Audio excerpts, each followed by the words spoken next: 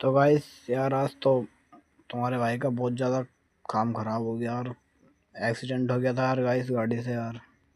मुड़सैन को जा रहा था तो ये देखो इधर की साइड से लग गया था यार, पूरा रोड पर खिंचड़ गया था यार। इसलिए आज ब्लॉग तो गायर बना नहीं है यार।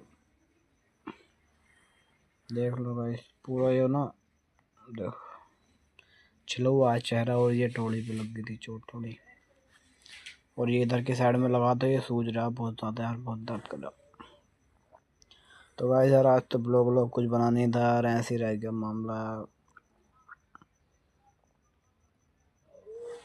तो यार गाइस, आज तो तुम्हारे भाई के चोट लग गई यार गाइस। गाड़ी में ठुक गई थी गाड़ी यार, मोटरसाइकिल गुजर रहा था तो अब आकर लेट गया सुकून से, दवाई ववाई लेकर आ गया।